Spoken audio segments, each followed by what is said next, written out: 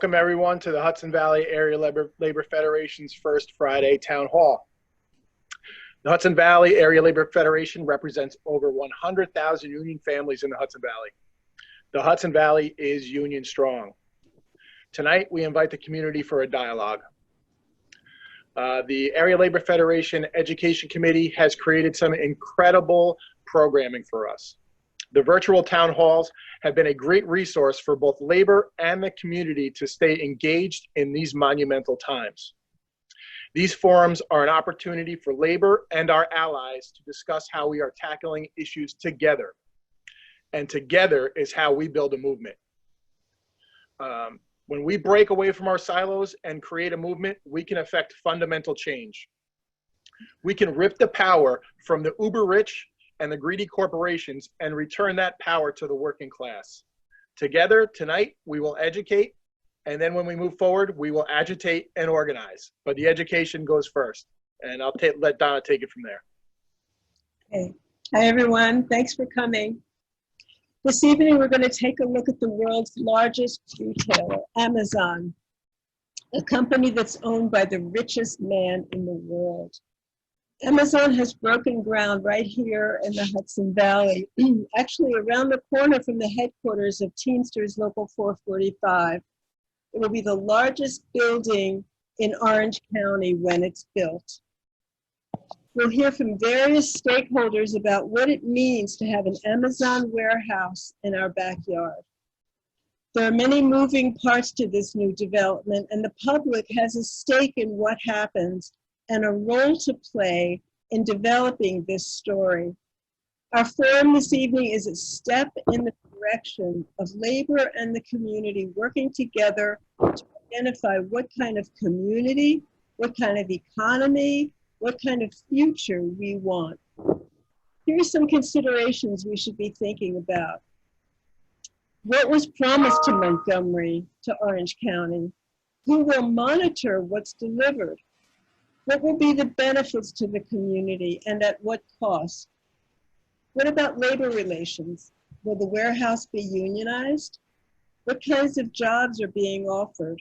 How many jobs and at what salary and benefit levels? What kinds of health and safety regulations will be honored? Will local workers be hired? Managers too? What are the environmental impacts? What about traffic? What will Amazon contribute to mitigating the infrastructure costs?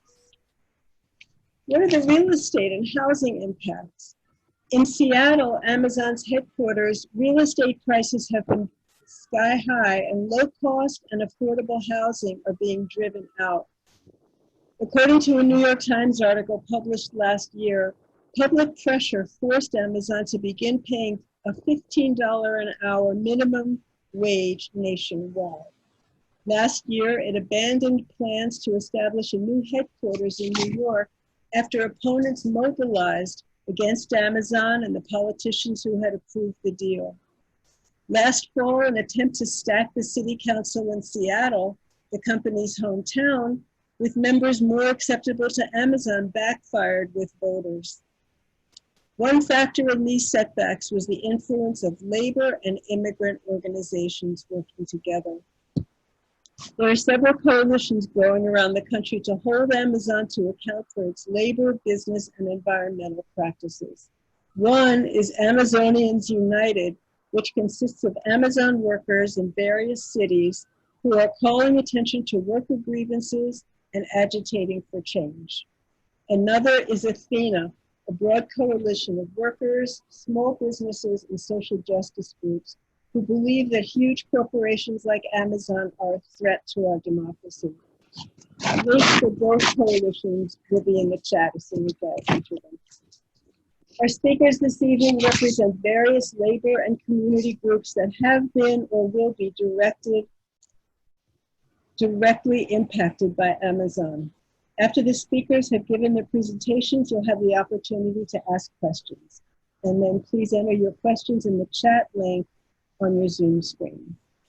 So our first speaker is Chris Smalls, a former Amazon worker in Staten Island who went public with Amazon's lack of safety precautions, among other violations, in the early days of the pandemic. His activism cost him his job. Chris, you're on. Thank you. Thank you, Donna, for that wonderful introduction and information as well. It's very valuable to the public and the community that have these buildings in their locations. So for those who don't know who I am, I'm just going to briefly uh, talk about who I am as a person and as a former employee of Amazon and what I'm doing now and currently fighting about and speaking about. I started with Amazon back in 2015, a regular warehouse associate, um, making $12 an hour. I worked hard for about 7 to 8 months, and I was promoted up to a tier 3 process assistant level, which is a supervisor level or assistant manager level for the outbound department. I opened up 3 major buildings in the tri-state area, starting here in New Jersey, Carteret, New Jersey, EWR 9, transferred to Connecticut, Windsor, Connecticut, BDL 2, and my last former building, Staten Island, JFK, New York. Throughout these years, I noticed that Amazon didn't really care about not only its employees, but they didn't care about their communities. As you stated, um, you know, this company has already or should be deemed as a monopoly, and it's been monopolizing and capitalizing off the expense of human beings and expense of the working class and expense of our communities. And what I spoke about originally was speaking up for and advocating for was safety, health and safety concerns. I realized that it's a much deeper issue than just COVID-19. The issues that we have that we're dealing with is capitalism. That's the first pandemic that we've been dealing with. And the capitalism that ties into the systemic racism is the pandemic I'm talking about that started over 400 years ago. So my fight is everybody's fight. What I was standing up for is our community, ultimately, noticing that this company didn't care whether we brought this virus home to our families, didn't care if we brought this virus home to our communities, was very alarming at the fact that this company has billions and trillions of dollars of revenue off the expense of the working class. Who are that? That is us. That is myself. That is everybody here. First responders, frontliners, all essential workers. We all have the same fight right now. And COVID-19 exposed a lot about this country, a lot about this world, a lot about the, the the civil rights and social injustice of this country, of the fact that we're lacking so many provisions and precautions and laws that protect not only the working class, but the American people. And Amazon is capitalizing on the fact that it has all this money and it can go to any city, state of its choosing and set up shop and hire from our community, hire and fire, and continue to make Jeff Bezos the richest man in the world. And this is the reason why I believe we're having this call tonight, is to bring awareness and attention to what's going on. And my advice to everybody here and everybody listening at home is to put an end to this. We need to stop what's going on here. The monopoly that Amazon is becoming, it's already there, but we need to stop and put an end to capitalism in general, because who is not protected and who it affects the most is us. You know, as you know, I was fired for speaking out, and I wasn't the only one. After me, there were several others that were fired as well, and the company claims that, you know, we were fired for different reasons, which is showing how expendable we really are. The fact that, you know, I've been with the company for a number of years. I put in my blood, sweat, and tears every day, 10 hours a day, 10 plus hours a day, sometimes 60 hours a week, for the company to say, you know what, you're replaceable. Doesn't matter what position you are.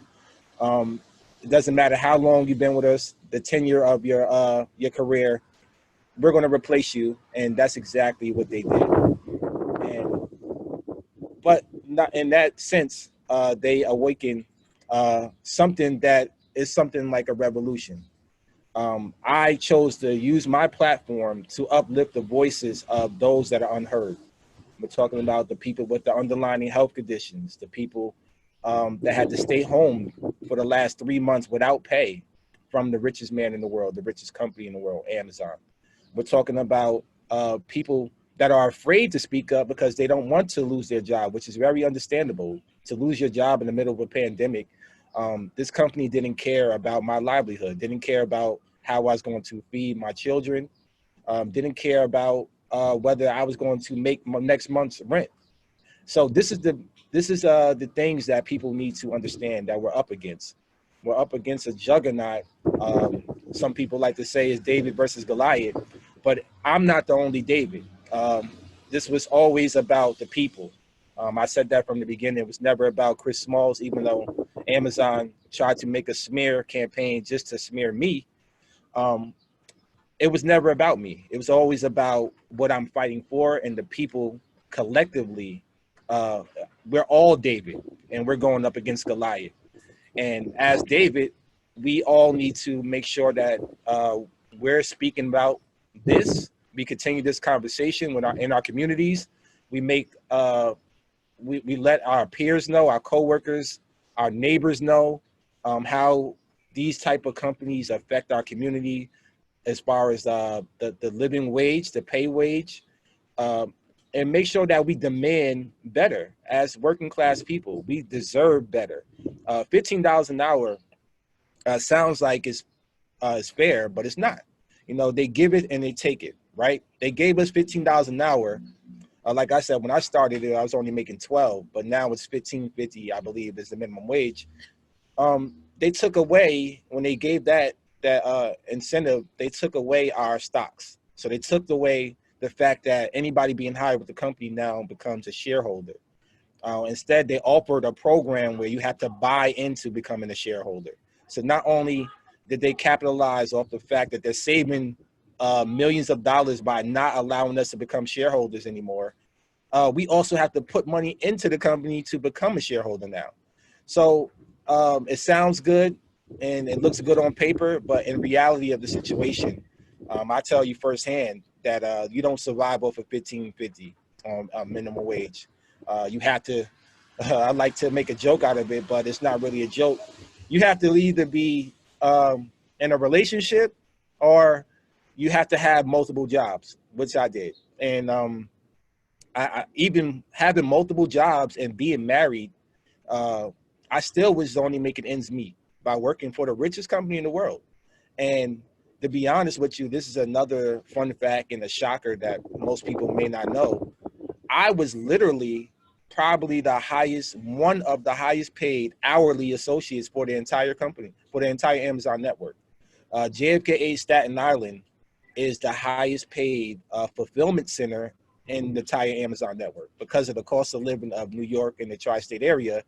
The employees there don't get paid 15.50. They start off at 17.50, and if you work overnight, you get paid 19.50. So, as a supervisor there, I was capped out at $25 an hour. When I transferred to that building, they capped me out, meaning I wasn't eligible for any raises, any promotions, as far as hourly wage. The next thing I had to do was become an hour manager, a salary manager, which would never happen because I was fired. But what I'm saying here is ultimately $25 an hour for working for the richest company in the world. Uh, just think about that. The simple fact that at $25 an hour, it sounds like you're making a decent pay wage, but in reality, once again, as I stated before, it wasn't cutting it, and it still doesn't cut it in the tri-state area, especially not New York and New Jersey, Manhattan. Um, if you lived or visited this area, you need at least six figures to live comfortably.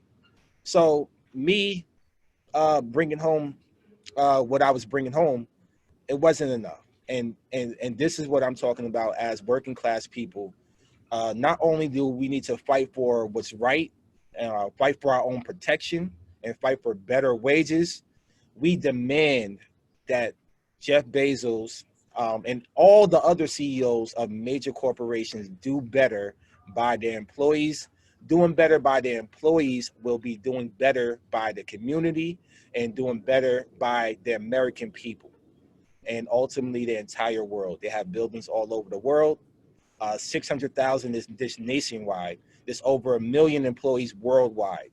So once again, my fight, speaking about COVID-19, was protecting the workforce, the 600,000 people that work for this company and the 1 million employees that work worldwide. You know, I can't express how much my life has changed, but all I know is that I'm here to deliver a powerful message and continue this movement. And that's what I've been doing ever since March 31st. I've been all over the world, pretty much on Zoom. As you know, the world got a lot smaller on Zoom. So I've been all over the world in all these several different countries speaking about this matter. Continue to protest. I'm out here on the picket lines. I stood with the nurses, New York Nurse Association, NYSNA of New York, on the picket lines with them because they have the same fight as we do. I've been with the MTA workers, the bus drivers, the train operators, the teachers, all the local unions in our community over here. And I continue to stand in solidarity with them. And I stand in solidarity with everybody here on this call. And I'm appreciative of what we're speaking about today, and I'm glad to be a part of it. And thank you for having me. Thank you so much, Chris. It's great to have you here. Our next speaker is Leanna Dalton, who's representing Teamsters International. Leanna? Hi, everyone. Good evening, brothers and sisters. That's definitely a hard act to follow. Thank you so much, Brother Chris, for your bravery and the powerful words that you just shared. I think that message definitely is really important to get out, and I appreciate you sharing your story. I think, you know, just like you said, the Amazon's monopoly power, it's kind of the poster child for what's wrong with our current economic system with you know, racialized capitalism. Just since the onset of the pandemic, Amazon's worth has skyrocketed to over $1.5 trillion. And, you know, obviously that's on the backs of folks such as Chris and his coworkers. And with its monopoly power, Amazon is fundamentally changing the nature of work in the US and globally, and has a huge impact on many industries. And so obviously it's something that the entire labor movement needs to take very seriously and address. Just from our perspective, for example, there, you know, over the last few years, Amazon, it used to be that all of the packages went out either through UPS or the Postal Service or FedEx to some extent, and some small couriers. But now over the past few years, Amazon's been developing out its own last mile infrastructure and using contractors that are, of course, you know, limited in terms of their rights and benefits, and also getting paid way less than other drivers doing similar type of work in the industry. What has that meant? It's also meant that, you know, UPS and the Postal Service have had to take on Sunday delivery. It's meant that, you know, Amazon's constantly attempting to drive down standards for these other workers. And we're seeing the same impacts in the warehouse. So, you know, high quotas and more automated technology in grocery and other warehouse facilities. And due to these unrealistic quotas, the grueling work environment and stressful conditions, Amazon warehouse workers were hurt on the job at a rate more than twice that of the industry average last year. And it's not just in the logistics industry that Amazon's having an impact, or that we see this sort of Amazon effect. We see it in air, freight, retail, movie. They have their hand in everything. AWS is hosting probably some of these calls that we're on. And in some way it's touching our daily lives in so many different ways. And then, you know, it was brought up earlier in the introduction, and it's impacting public sector workers too, because Amazon's getting all these tax breaks that should be going to public services and are instead subsidizing the richest man in the world. And So I think lastly, the impact on members in our communities, especially communities of color, as Brother Chris already mentioned, the surveillance technology, contracts with police department, impact on environmental justice communities through their air and last mile operations are all things that we have to take very, very seriously. And so as Teamsters, we have been supporting workers to organize within many different multinational companies in the logistics industry over the last few decades, obviously. And, you know, there, as everyone knows here in the labor movement, there are serious limitations to US labor law and a facility by facility NLRB election approach to organizing, especially in terms of building power against massive multinational companies like Amazon or other big companies. It's like we have to think more creatively, and we have to think through like how can we actually build the type of power that we need, and how can we look at the systemic nature of the root cause of these problems. Why are these companies allowed to have so much power in our society? So you know, some of the lessons learned that I just wanted to really quickly outline are, you know, in order to take on these big companies, we need to build power for the long term across multiple locations. It obviously needs to be rooted in a strong workplace committee. Without that, we don't have anything, but we need to do that across multiple locations and do it in a sustainable way. We also need to deeply engage our existing membership on the importance of new organizing, and also wield the full strength of our union members to support non-union workers and fight not just for the interests of our members, but for the entire working class as a whole. So one of the things that the Teamsters has done during this COVID crisis is we created a website called Solidarity is Essential, sharing just know your rights education and materials that non-union workers can use if they need to take action around workplace safety. I think it's really important to engage in whole worker organizing that builds real power both inside the workplace and at the community level around issues that impact the community. So an example of this is the airport communities fight that's happening where Amazon is expanding the airport in Southern California, and it's a community that's predominantly immigrant working class community and one of the highest asthma rates and highest pollution rates in the area, and Amazon's only going to make that worse. What's the impact on the community, etc.? And the community's coming together, a broad coalition of workers and activists to demand a community benefits agreement there.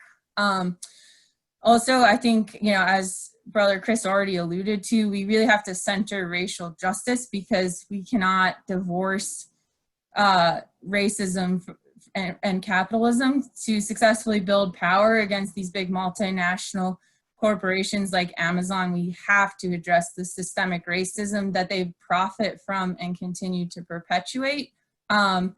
We also need to have like a market-wide approach in each geography. So as I said, not facility by facility, but looking at the entire footprint and how can we build solidarity between workers across different facilities in a given market. And then lastly, I think taking this struggle global and starting from strong local coalitions, but building out from there. And so ultimately it's, you know, the million workers that actually make Amazon function and who've made Bezos his billions. And so I think, you know, it's going to be a tough fight, but when we stand together and we all unite, we can definitely win. So just wanted to thank everyone for the opportunity to be here and look forward to this discussion.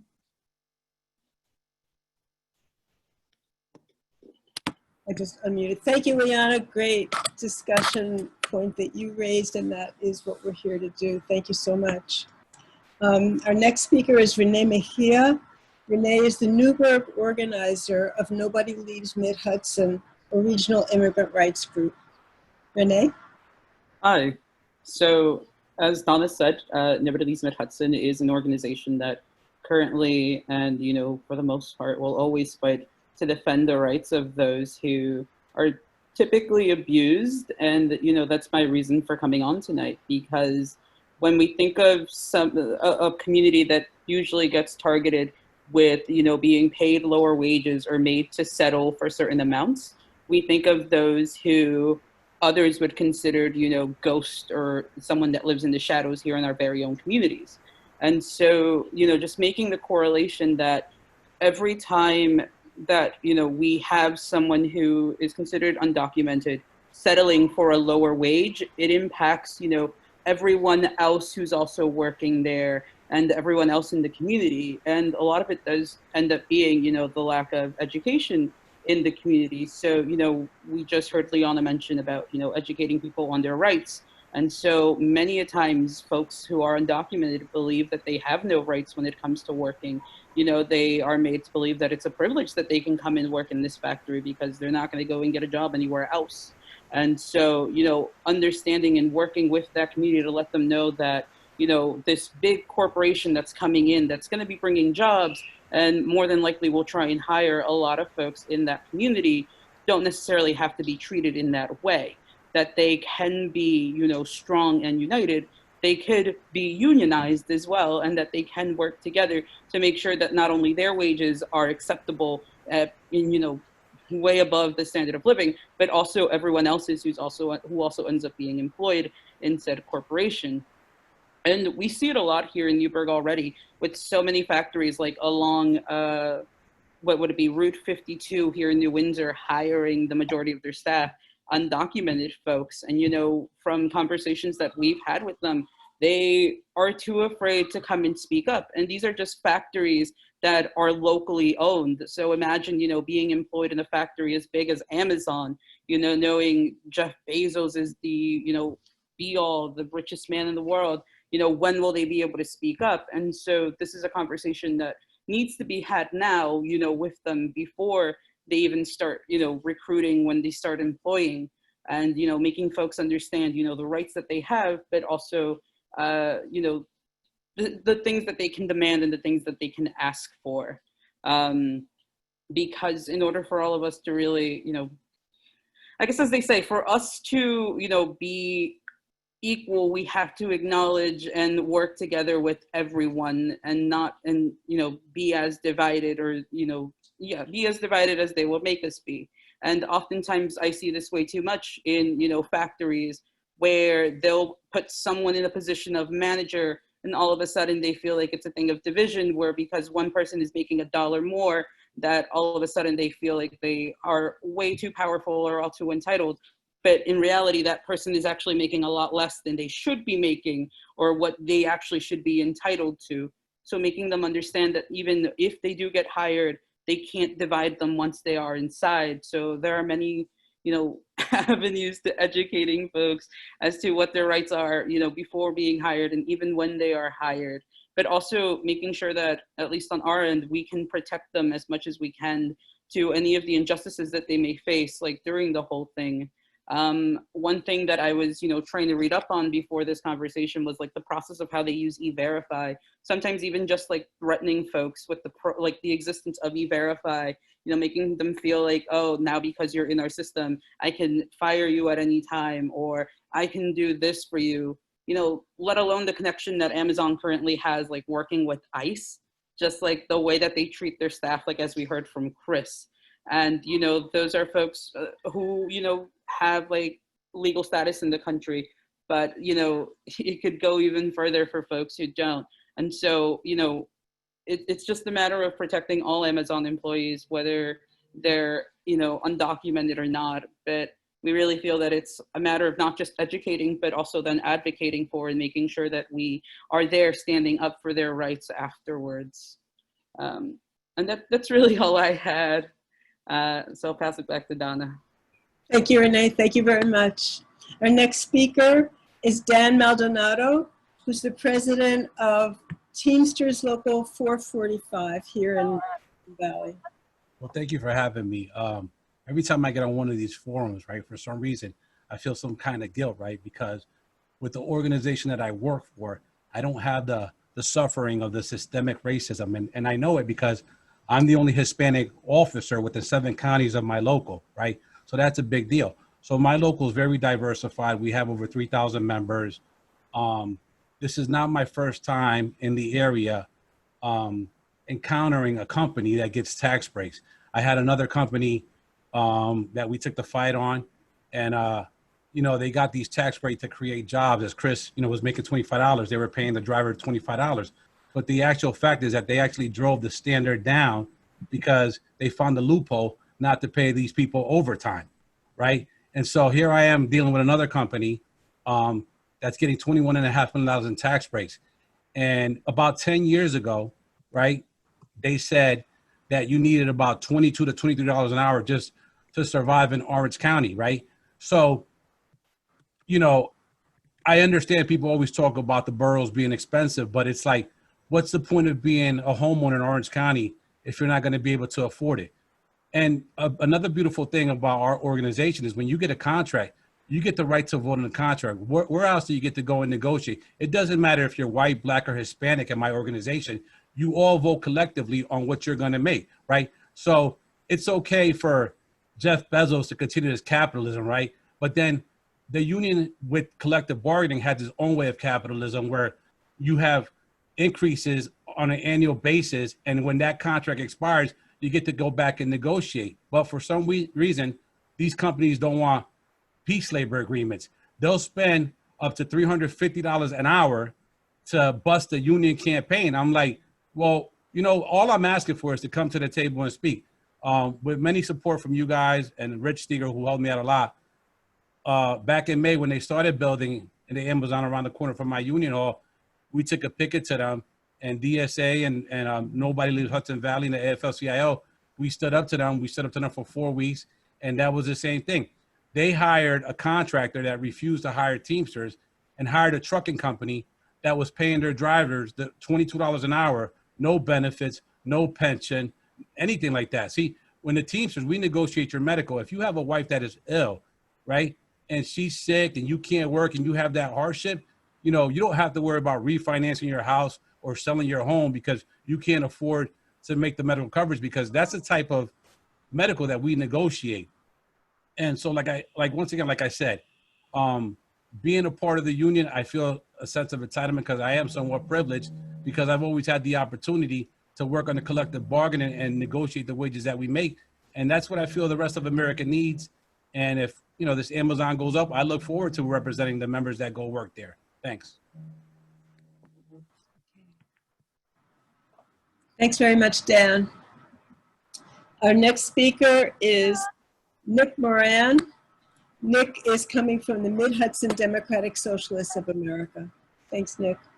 Good evening, union brothers and sisters in labor. I'm so glad to be here with you. My name is Nick Moran. I'm the treasurer of the Mid-Hudson Valley chapter of the Democratic Socialists of America. I'm filling in for Vanessa Agudelo, fellow member, the City of Peekskill Council member, and the first DSA member in the Hudson Valley to be elected, who could not attend tonight. And I suggest if you want to get to know Vanessa, there's a great interview on Jacobin Magazine that I really recommend. But just to give a little background on the DSA, we are the largest socialist organization in the United States with 70,000 members and hundreds of chapters across the country. We are not a party. We are a member-funded, member-led democratic organization that believes our society and economy should be run by people for the benefit of our communities, not to make profits for a few. We organize to weaken the power of corporations and the rich and strengthen the power of poor and working people. We want to build a power by and for the working class. As socialists, one of our core beliefs is that workers create all the wealth. Further, we believe that workers should be able to democratically manage and control their workplaces. These workers should choose how the surplus value, the profit, should be spent. And right now, when we look at how the economy is structured, we see extreme examples of exploitation and oppression, which are inherent, in our view, to a capitalist system. We see capitalism as being incapable of allocating and distributing society's needs. Instead of meeting people's needs, capitalism uses racism, sexism, ableism, and artificial scarcity to pit workers against one another so that a small elite in the predatory class can achieve unimaginable wealth and power. An economic system where women make 84 cents of the man's dollar and Latinx women make 53 cents on the white non-Hispanic man's dollar.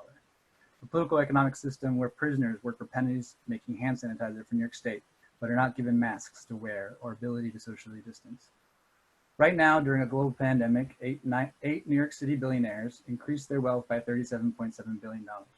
And Jeff Bezos, the man of the hour, is set to become a trillionaire, while Amazon workers make starvation wages, risking their lives and health, with some workers dying in the warehouses. And this all at the same time, our political system has failed us. Governor Cuomo, who won't cancel rent, is threatening steep cuts to education, healthcare, and other much needed services, instead of asking the 112 billionaires who live in New York to pay more. So now let me bring it back to the here and now. The Mid-Hudson Valley DSA chapter, which spans Orange, Ulster, and Dutchess counties, is made up of almost 400 members. Many of them are union members. One of our members was made aware of the Teamsters picket line at the future Amazon warehouse by Richard Eager, and we jumped at the opportunity to show our solidarity with the Teamsters.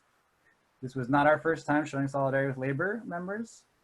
We were on the Verizon picket line and supported the Save the Postal Service rally last year. And right now, the DSA's Democratic Socialist Labor Commission has a Save the Postal Service campaign, and we are participating in it by writing postcards to our congresspeople. And this is what the postcards look like. I don't know if you can see that. And since we recognize that socialism will not be won at the ballot box, we engage in lots of different activities that helps us towards a socialist future. We take part in mutual aid, like break lake clinics, with our next one being tomorrow in Poughkeepsie. We fight for public power and climate justice, canvass for medical for all and New York Health Act, support workplace organizing, fight against mass incarceration in the carceral state, fight for housing as a human right, fight militarism and anti-imperialism, and hold educational and social events to spread a socialist culture. So what role does DSA see itself playing in the labor movement? Well, we feel like DSA has a special role to play. We have always recognized the inseparability of political democracy and work relations. DSA's members, and especially young people who have been drawn to its ranks over the past 2 years, are well positioned to help reframe and update that old vision of industrial democracy, which has become an anarchism in the world of Uberized independent contractors, global supply chains, precarious workers, hedge funds, and private equity billionaires. We need to reformulate the argument for democracy at work in ways that resonate with and respond to 21st century realities. And we need to rebuild work organizations that can help achieve that democracy. We can all play a part in that effort with our money, our time, our intellectual energy, our spirit. It has never been more important that each of us put our shoulders to the wheel than it is now. And to that end, the DSA has teamed up with the United Electrical Radio Machine Workers of America to create the Emergency Workplace Organizing Committee to help organize and unorganized workers when PPE and other safety equipment and hazard pay. But it's also vitally important that we stand shoulder to shoulder with labor for our political demands. We want to live on a habitable planet.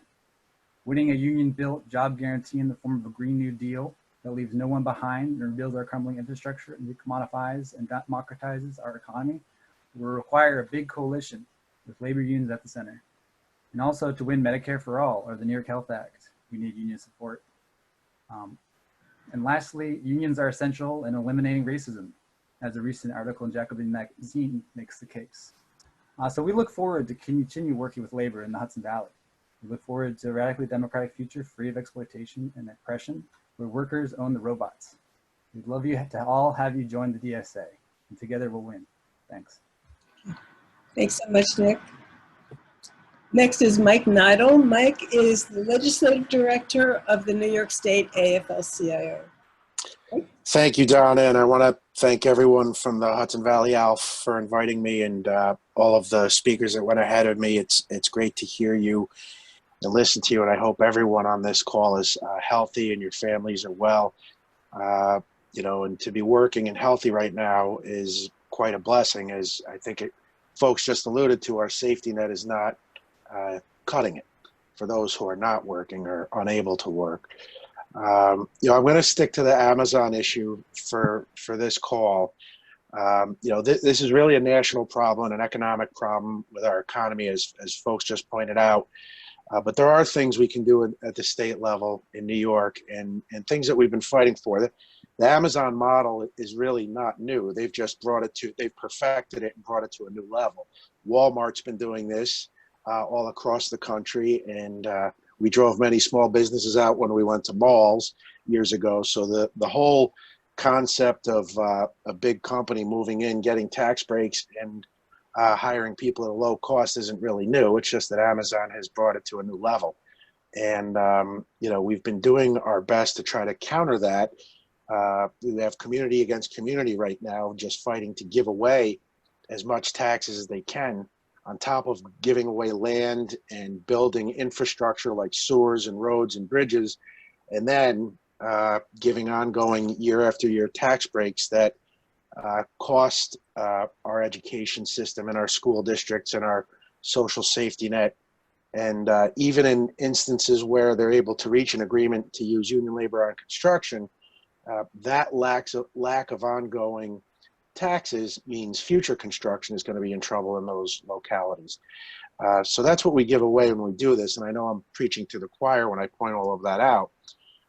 But the reason I raise it is because, this year we did have some success at the state level in passing public works reform on the construction end, so that in the future, many of these private projects that receive public assistance will be required to start paying prevailing rate if they are not reaching agreement with local labor.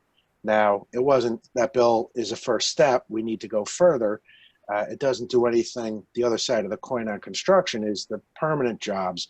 So we are in the process of developing more legislation that when companies or other employers that receive public assistance, they will also need to pay prevailing rate, which would be a hybrid of an enhanced minimum wage, as well as a benefit structure or the cash equivalent, so those workers can go out and get their own benefits, as well as paid leave, sick leave, paid family leave, et cetera, to be built onto those things whenever these companies use public funds in any form.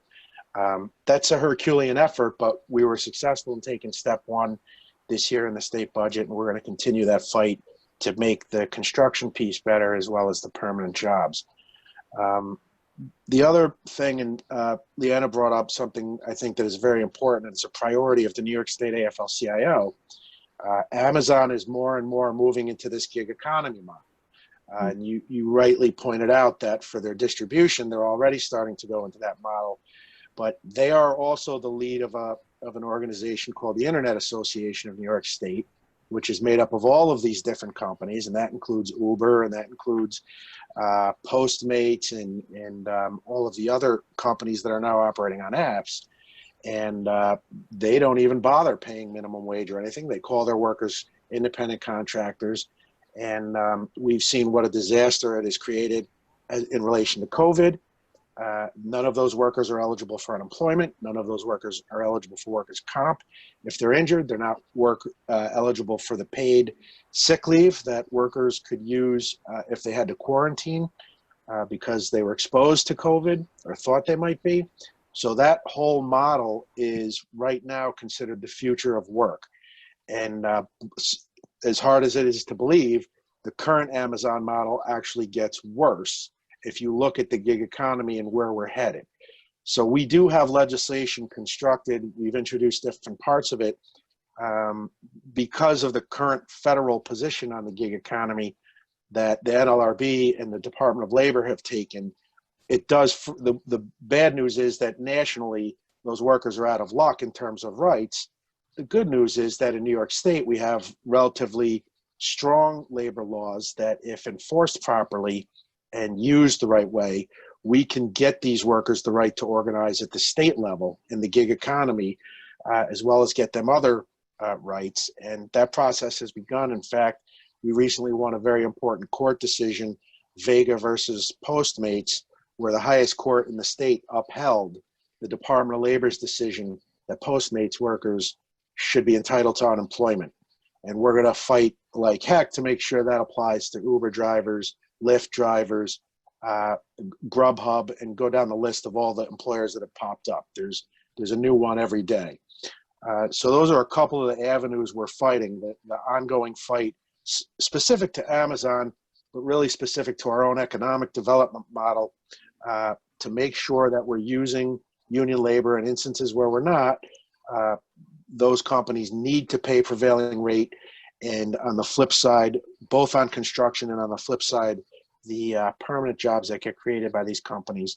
And then the gig economy model to rein that in as it develops, because it is a really bad future for workers if that is the case.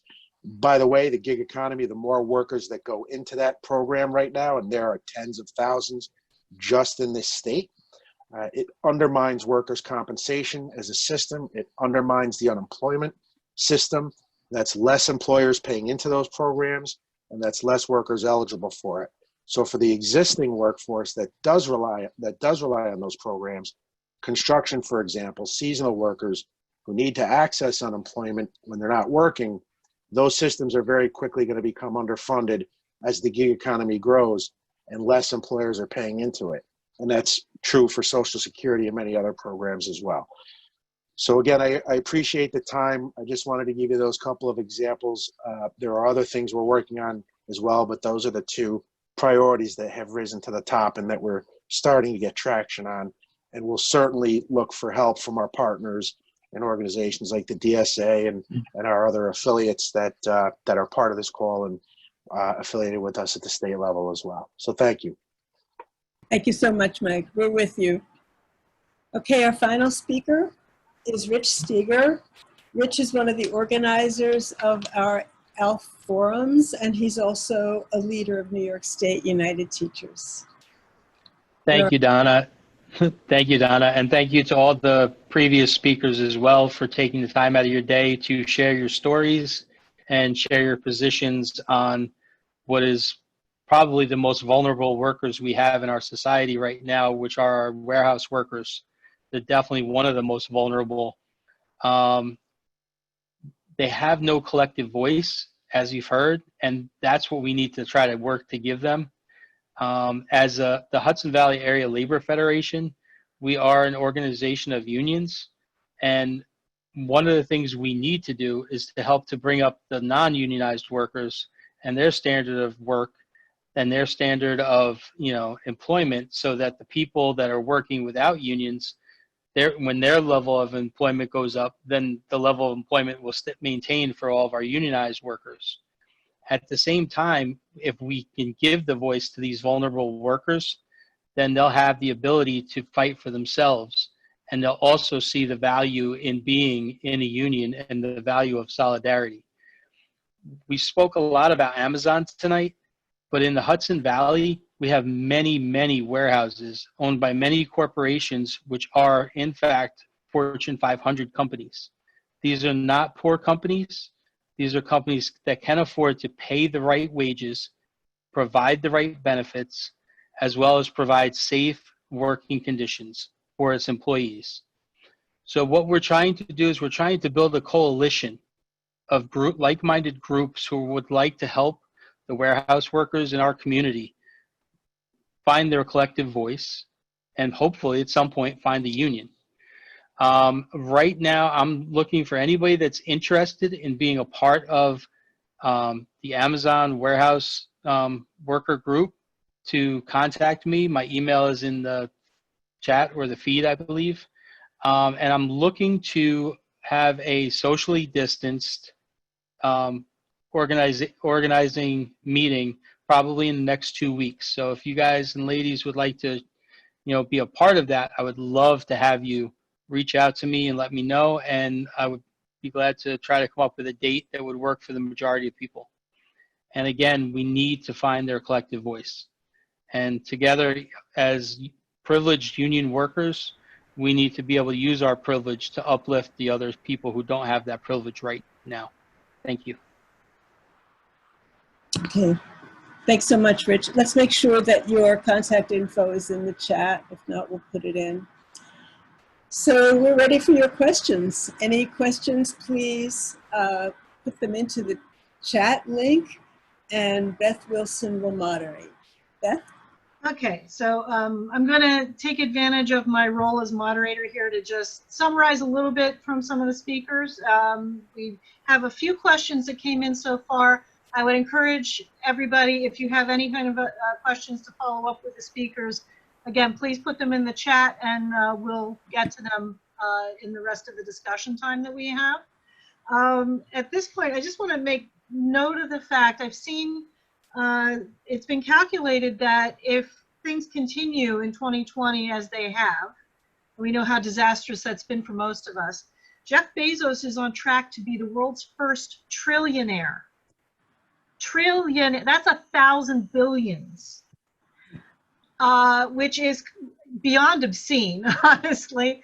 And the fact that the top 1% or even the 0.5% have been making huge amounts of money out of this pandemic situation, while so many millions, billions of other people are suffering, are looking at evictions, losing their jobs, having their wages cut.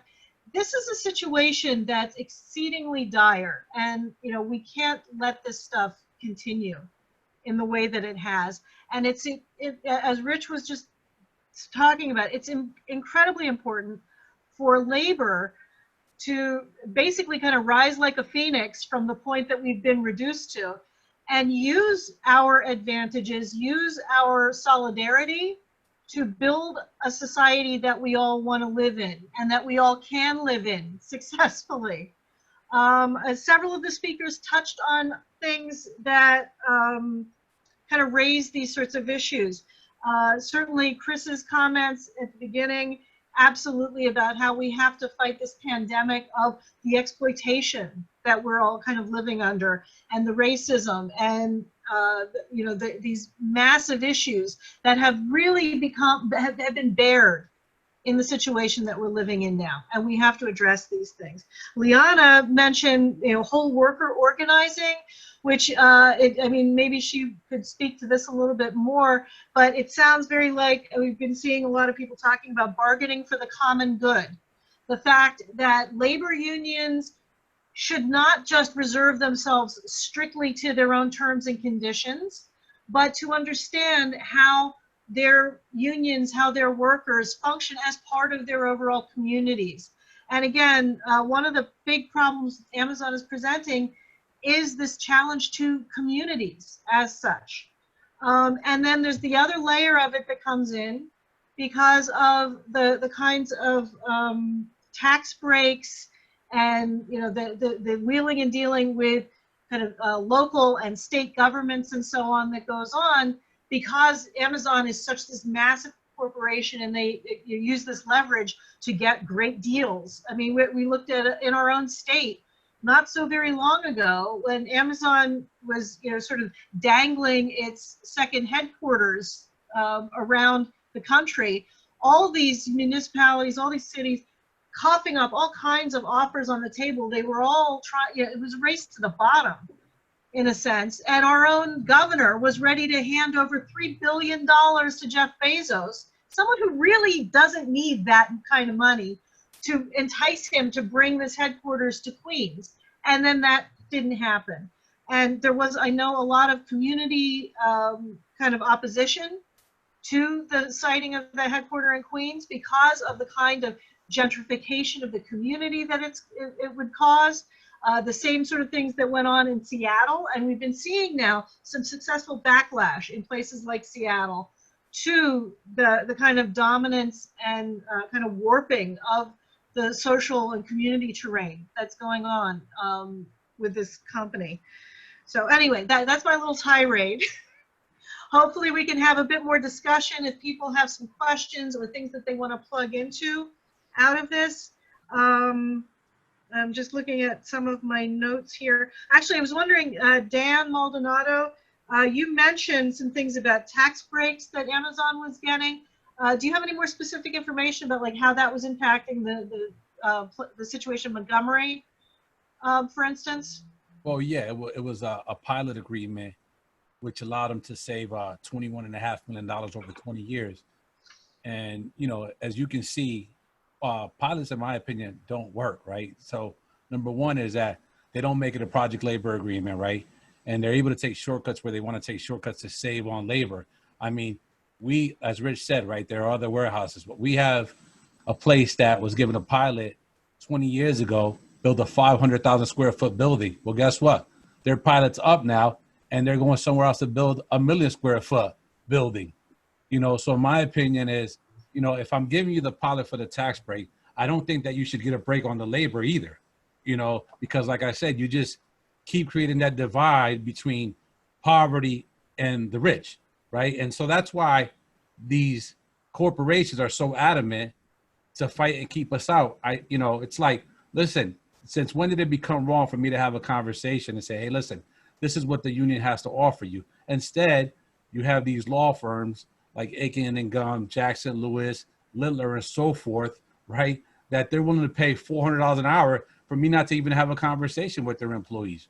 So in my opinion, every time the pilot goes through, the community gets affected, right? So when you talk about rent control, for example, right?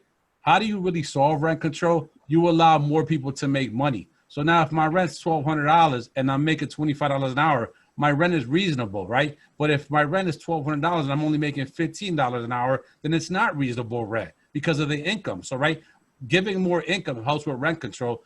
And that's what the union has done for hundreds of years, is to create a level playing field. I mean, if you look at union density from the 60s, where we were at 37%, to now where we're about maybe 6 to 11% between the public and private sector, right?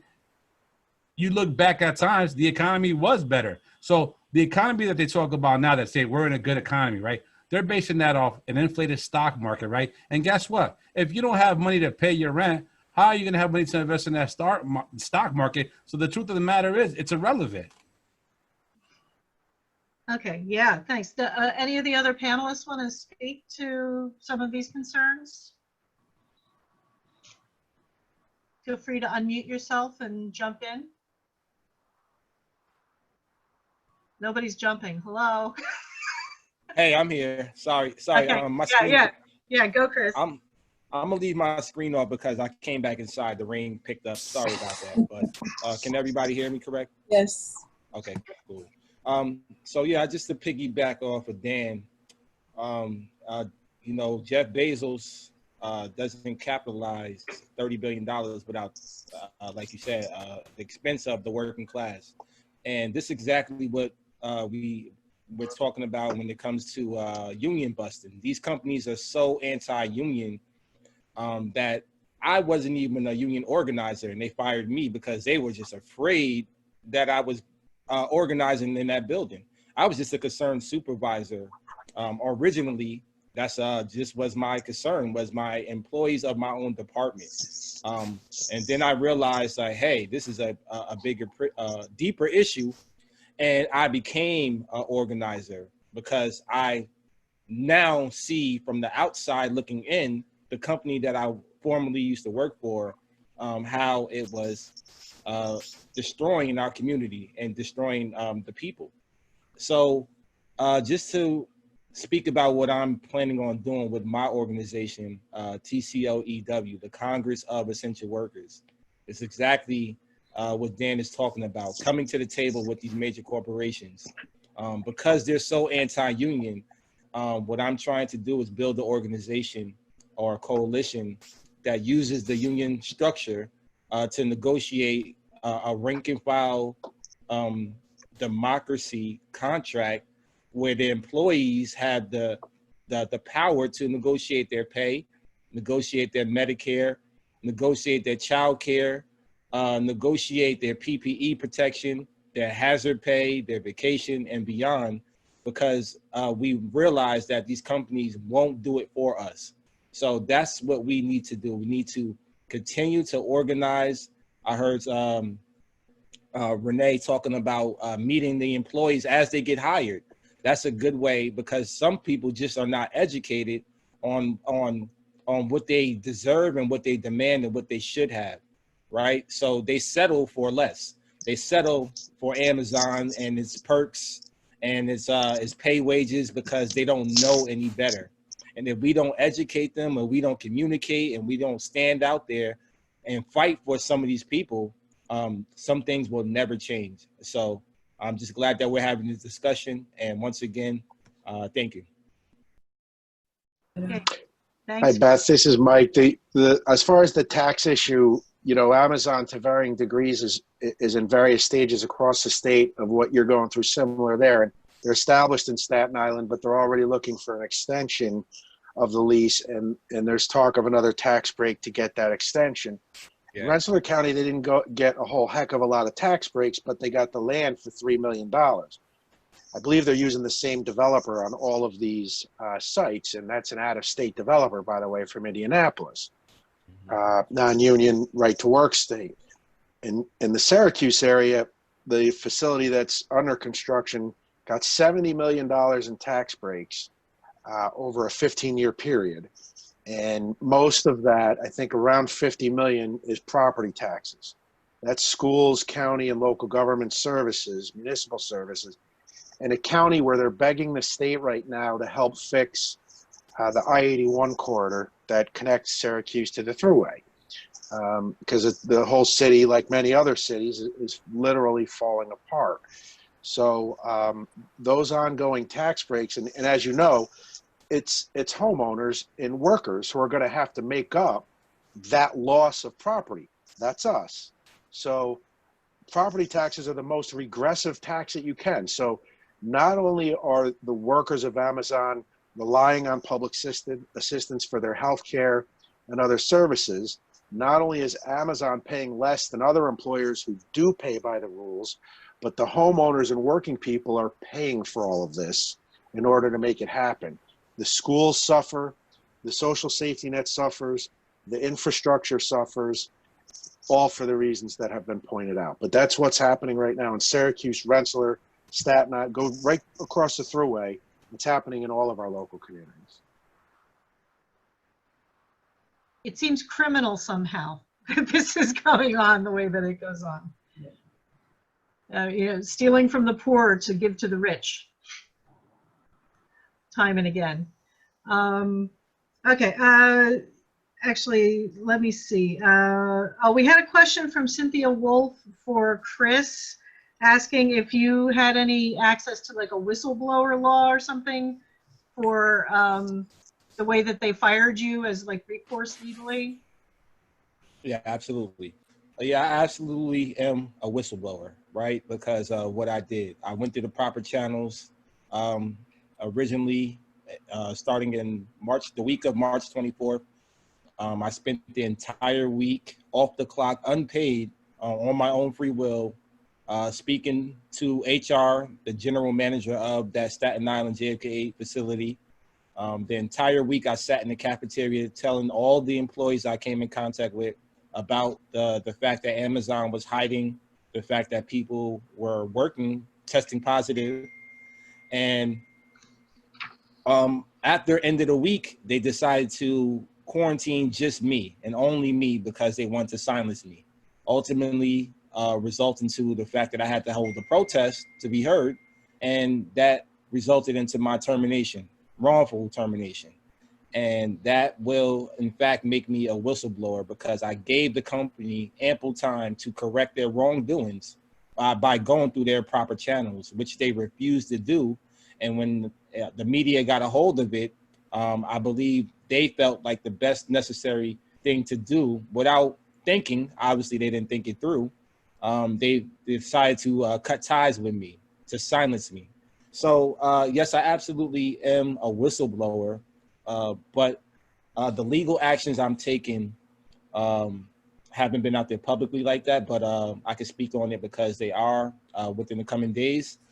My legal team will be filing suit against Amazon for whistleblower claims. You may have seen in the papers or the media, the Attorney State General Office, Letitia James of New York. They are investigating Amazon along with Mayor de Blasio. He's also opened an investigation on my behalf. So you have multiple entities involved. You also have the senators that spoke up on my behalf, like Bernie Sanders, AOC, Elizabeth Warren. I had about 13 senators write a letter to Jeff Bezos on my behalf. So all the senators, my own legal team, and the New York State Department, we all right now are fighting against Amazon and you'll be hear about it in a couple of weeks. It should be coming out publicly. I will be holding a press conference in New York State, possibly in Manhattan somewhere. We're trying to figure out what court system. And yeah, just stay tuned. We're going to fight against Amazon from the bottom up. Great. Keep in touch Thank with us. Yeah, I was wondering, Chris, could you just expand just for a minute on what were the conditions in the warehouse that you were protesting against, that you were organizing Sure. people about? Absolutely. Wow. So beginning of I would say the late February, beginning of March, we were unprotected. You know, when the virus transitioned into America, it hit Seattle real hard, and I was just in tune with the news every day. I was just locked in on CNN. I couldn't change the channel for some reason. This virus just didn't sit well with me, working at this warehouse on the East Coast. And I said, well, this happening over there, it's only a matter of time before it comes to the East Coast. So before it even got, New York became the epicenter, I was noticing the things in my warehouse. My employees around me in my department were becoming sick in a domino effect. I'm talking about dizziness, fatigueness. A lot of them couldn't finish their 10-hour work shift. I was sending a lot of people home. My coworkers, my colleagues that are supervisors and managers above me, they weren't showing up to work because they were sick with flu-like symptoms. A lot of them were just coming to work looking sluggish, bloodshot eyes, and we weren't protected. We had no facial masks provided by the company. We had no PPE provided by the company. People were bringing in their own Clorox wipes and Lysol until the stores ran out of them. Inventory got depleted. Even in Amazon, you'll find Puro hand sanitizer all over the place. You can find a bottle, not even one bottle. And we're talking about a building that is 1 million square feet, 5,000 people from the tri-state area coming in there, in and out weekly. We were unprotected. So the work conditions were, in my sense, were horrible. You know, just to see the things I saw on a daily basis was horrific. You know, vomiting at workstations, and we're replacing them with people at the same workstations, and not having the PPE to even clean up properly the equipment that we're using. All these things I brought to the attention of management. And after, like I said, a long week of standing there in the cafeteria off the clock, no prevail, no response. It wasn't until I was terminated, I changed the entire Amazon network. Now they spend, as you know, you've probably seen the ads and commercials, and you probably got tired of it. The radio stations, everywhere, the media, the news outlets, it's all over. And that is my fault. And I apologize for that, but then again, I don't. They deserve to spend as much money as possible to protect their people. There's not enough money that's going to replace the people that died. There's people that have died in my own building that should be held accountable for. So they're planning on spending $4 billion. As you know, they keep repeating the same generic message to everybody. So you will be seeing a lot more of that, but at the same time, it's not enough. And that's what the conditions were like. And one has to wonder how much they're spending on the ads versus how much they're spending on actual materials to protect the workers. That's the insanity about it. The fact that they're willing to spend $4 billion, and they already spent, as of today, they spent about $700 million since my firing, on just trying to look good to the public, instead of protecting and implementing ways where we can be protected long term. They rather spend money on PR. So that tells you the capitalism that we're dealing with. They spend billions and millions to make sure that they look good as Amazon, opposed to protecting their workers and standing in solidarity with any community. Right. I mean, I wonder, Renee, maybe you have a few additional comments. The kind of conditions that Chris is talking about sounds like the sort of situation that would be extra difficult for, undocumented workers or unorganized, in addition to being unorganized workers. to kind of fight against. If you could maybe speak to some of the special challenges.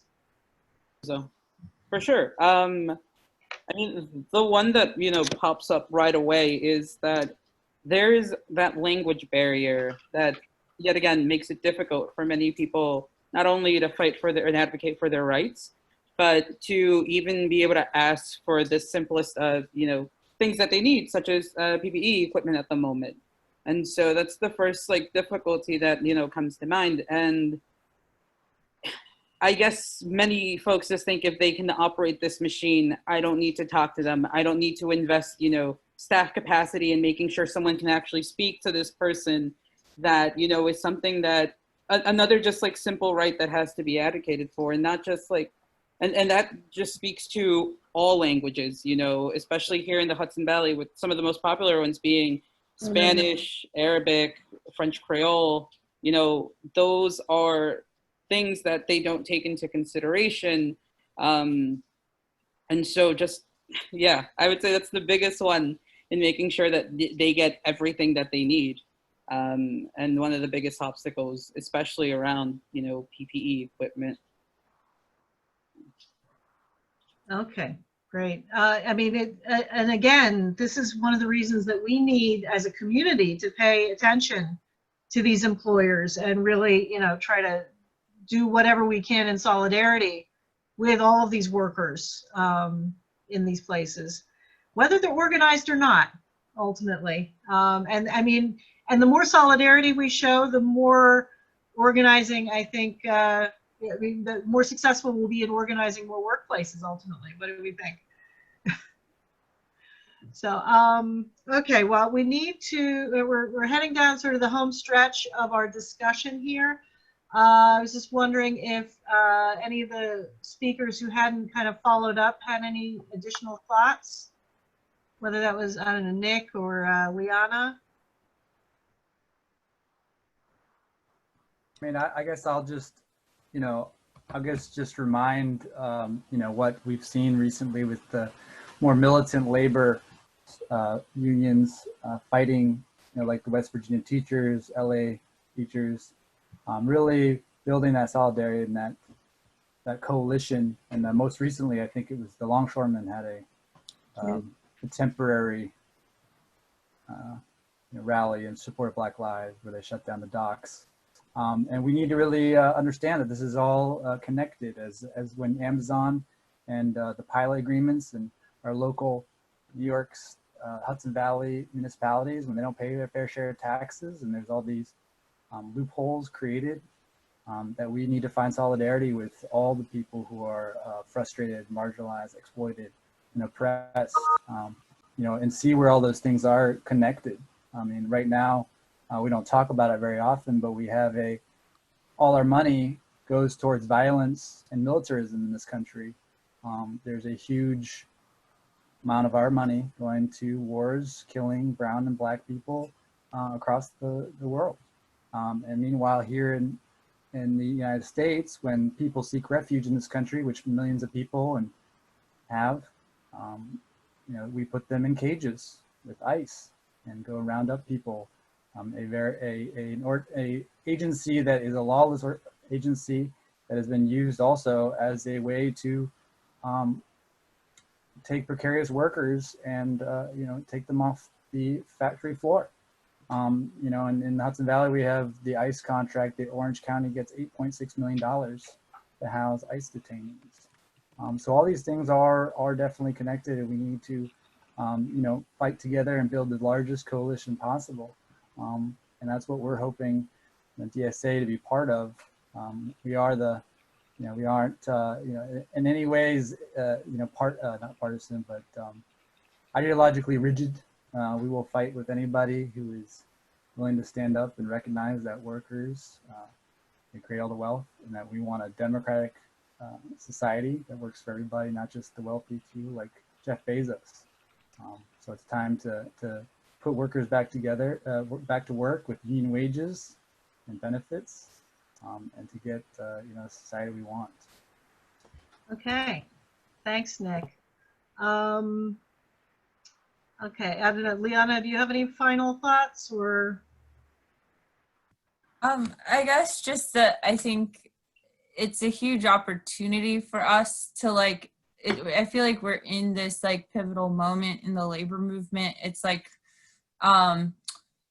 we have a really an opportunity to grow into the movement that we need to be to build the world that we want. And I think that there's an opening now for us to really engage our members and, you know, go back to a lot of the principles of like what it took to win in the 1920s and 30s, like the strength of the movement back then. Every member is an organizer, like shop floor militancy and like, you know, unemployed councils and all of these things. Like these are the types of things that I think we need to be talking about and building and using the strength that we have in our existing members, because there's an openness. Like every time I engage with our members around this stuff, like people are down, they want to be involved in this fight, they want to do more, it's like, you know, not just about like, okay, these are the issues happening in my workplace, but like